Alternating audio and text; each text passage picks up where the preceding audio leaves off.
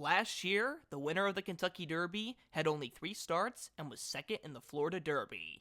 This year, we have another horse quite similar to that.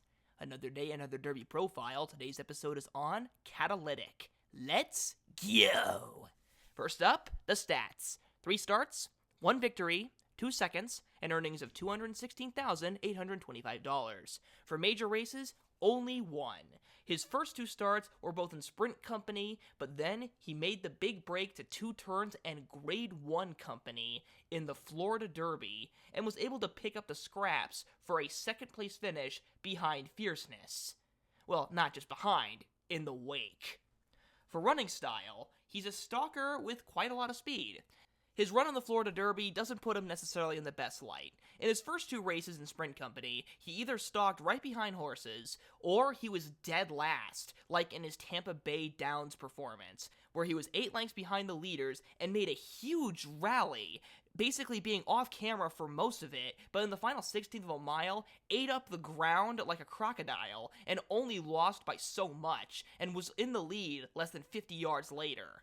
So, he can definitely rest right behind leaders, but he has a surprising amount of speed that isn't really shown in the Florida Derby.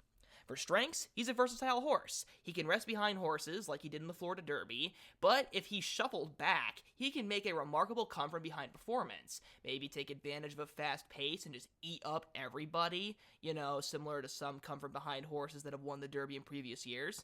That could be something he could do, or he could rest behind the leaders like Mage did, and then make a great burst. He has more than one way of getting this done. And of course, resembling Mage, a Kentucky Derby winner, is nothing to scoff at. Even if Mage was a very deceptive horse, the fact that he proved that it could be done means good for Catalytic. And my favorite thing about this horse is just how fast he really is. Despite only having 1 victory, his 2 defeats said a lot more about him. His thoroughgraphs in the Florida Derby were within Derby striking range, which is surprising but still quite impressive. But if that doesn't convince you, the fact that he made up 7 lengths in practically an instant at Tampa Bay Downs should indicate that there is a lot of speed underneath this horse, which is great to have. That's tactical speed, and tactical speed is quite desirable in the Derby. But now time for the big weakness. The fact that his only race on 2 turns in stakes company, he was distantly beat. If Fierceness or any other horse runs a race resembling what happened in the Florida Derby, and Catalytic does not improve, he's absolutely cooked. 13 and a half lengths. That's a pretty distant defeat. Even if he was decently fast, man, he got absolutely obliterated in that race. That is definitely still something to note. If there's any horse that can even run a fraction of how good Fierceness did in the Florida Derby, there's no way Catalytic can win.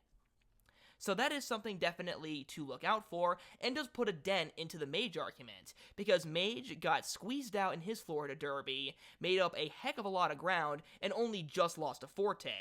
Meanwhile, distantly destroyed by Fierceness is what happened to Catalytic.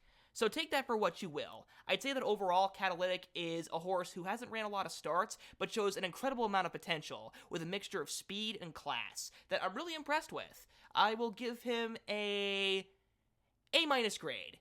Let's give him that.